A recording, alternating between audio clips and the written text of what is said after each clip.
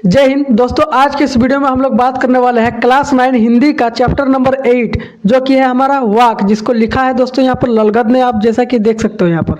दोस्तों आज के इस वीडियो में हम लोग सिर्फ और सिर्फ सब्जेक्टिव क्वेश्चन को देखेंगे, जो भी आपका लॉन्ग क्वेश्चन बनता है। हम लोग सीरियल वाइज एक एक करके चैप्टर को क्लियर करते जाएंगे और साथ में उसका ऑब्जेक्टिव भी बनाते जाएंगे, क्योंकि इससे पहले का चैप्टर 6 तक 1 से लेकर 7 तक हमने बना दिया है। चाहे उसका सब्जेक्टिव हो, चाहे उसका ऑब्जेक्टिव टाइप हो, MCQ, सब कुछ अपलोड हो चुका है हमारे चैनल पर। दोस्तों इस चैनल पर आपको सिर्फ क्लास 9 और 10 का तैयारी करवाया जाता है यहाँ पर पूरा। तो आइए समझते हैं सबसे पहला जो हमारा क्वेश्चन है कि इस चैप्टर में कौन सा क्वेश्चन पूछा गया है। देखिए सबसे पहला क्वेश्चन है कि रस्सी यहाँ किसके लिए प्रयुक्त हुआ है और वह कैसी है। दोस्तों इसका राइट आंसर यहाँ पर हो जाएगा, सॉरी गाइज, यहाँ पर इसका उत्तर देखिए। कह रहा है कि यह रस्सी संसार के मोह बंधन के लिए प्रयुक्त की गई है। एक रस्सी है जो संसार के मोह बंधन, जो मोह माया में लोग बंध जाते हैं ना, उसके लिए प्रयुक्त की गई है। यह रस्सी बहुत मजबूत और जटिल है, जिससे तोड़ना आसान नहीं है। दोस्तों यही सारी चीज़ें यहाँ पर होती है रस्सी यहाँ पर। आगे आगे समझते हैं। आगे दोस्तों हमारा क्वेश्चन नंबर 2 यहाँ पर देखिए। क्वेश्चन नंबर 2 कह रहा है यहाँ पर कि कवयित्री द्वारा मुक्ति के लिए किए जाने वाले प्रयास व्यर्थ क्यों है। इसका उत्तर देखिए यहाँ पर कह रहा है कि कवयित्री द्वारा, ये जो कवयित्री है यहाँ पर, तो मुक्ति के लिए किए जाने वाले प्रयास व्यर्थ क्यों है उसके द्वारा। क्योंकि कवयित्री बाहरी साधनों जैसे यहाँ पर देखिए जप तप व्रत या फिर दिखावा पर ज़्यादा ध्यान दे रही है और आत्मज्ञान को नहीं समझ पा रही है, इसीलिए उसके प्रयास व्यर्थ हो रहे हैं, इसीलिए वो कहना चाहते हैं यहाँ पर। आइए समझते हैं क्वेश्चन नंबर 3 की ओर। कह रहा है कि कवयित्री का घर जाने की चाह से क्या तात्पर्य है। ये जो कवयित्री का घर जाने की चाह से क्या तात्पर्य है यहाँ पर। आइए उसका आंसर देखते हैं फटाफट से। देखिए दोस्तों इसका आंसर हो जाएगा यहाँ पर कि यहाँ घर का अर्थ मकान नहीं है। ये जो हम लोग मकान अपने घर देखते हैं या फिर मकान देखते हैं या फिर कोई दुकान वगैरह देखते हैं, वो घर ये नहीं है, बल्कि ईश्वर, आत्मा और परम सत्य है। वही कवयित्री कहती है यहाँ पर देखिए, कवयित्री कहती है मैं अपने असली घर यानी सत्य की ओर लौटना चाहती हूँ। यही यहाँ पर आंसर इसका ये हो जाएगा। आइए समझते हैं क्वेश्चन नंबर 4 की ओर क्या पूछा है। क्वेश्चन नंबर 4 पूछा है कि भाव स्पष्ट कीजिए। कौन नंबर यहाँ पर देखिए, कह रहा है कि जब टोटली कोड़ी ना पाई, इसका मतलब क्या होता है। दोस्तों यहाँ पर देखिए आपके पोएम में से कोई उठाकर यहाँ पर पूछ देता है, तो जब खुद को परखा तो पाया कि ज्ञान बिल्कुल नहीं लेकिन घमंड भरपूर है।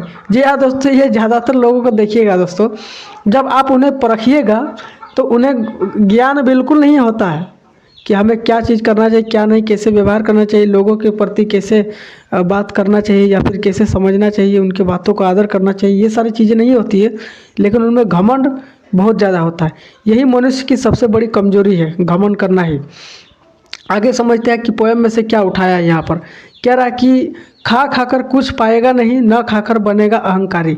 इसका मतलब है, उत्तर देखिए, अत्यधिक अगर भोग करोगे तो आत्मा नष्ट होगा। अत्यधिक भोग विलास में डूबे रहोगे दोस्तों, ये करना है, वो करना है, ये लेना है, वो लेना है, दिखावा का जिंदगी जीना है, तो इससे आत्मा क्या होती है, आत्मा नष्ट होती है। अत्यधिक अगर तप करोगे तो अहंकार पैदा होगा। यहाँ पर ज़्यादातर लोग जो तप करने लगते हैं, ये क्या बोलते हैं उसे, ज्ञाप तप करने लगते हैं ना, तो वो भी अहंकार हो जाता है। सही मार्ग क्या है, सादा जीवन, एकदम सिंपल सा जीवन जीजिए और सच्ची सोच रखिए हमेशा कि दूसरे का भी भला हो उस सोच से। यहाँ पर देखिए 5वां क्वेश्चन क्या कह रहा है कि बंद द्वार की सांकल खोलने के लिए ललगद ने क्या उपाय सुझाया है। ये जो कहानी लिखा है वाक, ललगद ने क्या सुझाया है इसके लिए। उत्तर देखिए, ललगद कहती है कि दरवाज़ा बाहर से नहीं खुलेगा, अहंकार छोड़ो, ज्ञान को अपनाओ, खुद को पहचानो, यही चाबी है। यही चाबी है दोस्तों सच्चा एक ज्ञान का। अगर उसमें से अहंकार को आप हटा देते हो, सिर्फ ज्ञान को आप समर्पित करते हो, मन में लेते हो, खुद को पहचानिए कि हम कैसे हैं, यही और घमंड को छोड़िए सबसे पहले, अहंकार को, तभी ये दोस्तों ये चाबी दरवाज़ा खुलेगा। आइए आगे समझते हैं क्वेश्चन नंबर 6 की। देखिए इसमें बहुत ही इम्पोर्टेंट क्वेश्चन है, भले ही कम क्वेश्चन है लेकिन इम्पोर्टेंट है। कह रहा है कि ईश्वर प्राप्ति के लिए बहुत से साधक हठ योग जैसी कठिन साधना भी करते हैं। यहाँ पर सहयोग या हठ योग है, हठ योग लिखा हुआ है ना, यहाँ पर हठ योग लिखा हुआ है। जैसी बहुत सी साधना भी करते हैं, लेकिन उसमें से या फिर उसमें भी लक्ष्य प्राप्त नहीं होती है। यह भाव किन पंक्तियों में व्यक्त हुआ है? उत्तर देखिए, क्योंकि ईश्वर दुख देने से नहीं समझने से मिलता है। ये जो भगवान होते हैं या फिर अल्लाह गॉड, कोई भी किसी का भी भगवान हो चाहे, सिर्फ शरीर को कष्ट देने से कुछ नहीं होता। पंक्तियाँ यहाँ पर देखिए, खा खाकर कुछ नहीं पाएगा, न खाकर बनेगा अहंकारी। ये पंक्ति है यहाँ पर जो प्रयुक्त किया गया है भाव को। यही सारी चीज़ें यहाँ पर लिखी हुई है कि ईश्वर दुख देने से नहीं बल्कि समझने से मिलता है। किसी को दुख, अगर तुम्हारा दुख हो रहा, तुम बीत रहे हो, तुम पीड़ा में जा रहे हो, तो इससे ईश्वर नहीं आएंगे, सच्ची सोच से आएंगे। यहाँ पर देखिए कि ज्ञान से यानी ज्ञानी से कवयित्री का क्या अभिप्राय है?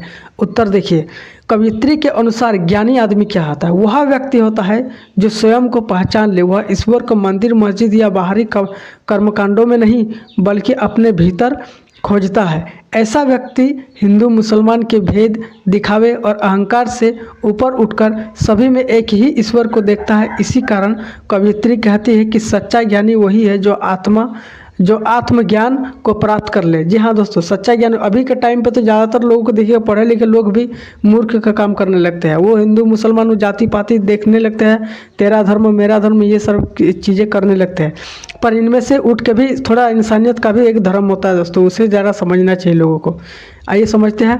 देखिए यहाँ पर क्वेश्चन नंबर 7 ही हमारा इंपॉर्टेंट है ना, इसीलिए हमने क्वेश्चन नंबर 7 तक ही किया है, क्योंकि इससे बाहर तो पूछेगा नहीं। अगर कहीं पर भी पूछ दिया स्कूल वगैरह में, कोई एग्जाम में या फिर ट्यूशन वगैरह में, तो ये सारी चीज़ें जो मैंने लिखी है ना दोस्तों, बहुत ही अच्छी तरीके से लिखी है, आपका बहुत ही ज़्यादा हेल्प कर सकता है। यहाँ पर वाक जिसको लिखा है ललगत ने, तो एक नंबर ऑब्जेक्टिव में कभी कोई पूछता है, इसीलिए लेखक कहानी कवि का नाम याद रखना बहुत ही ज़्यादा जरूरी है।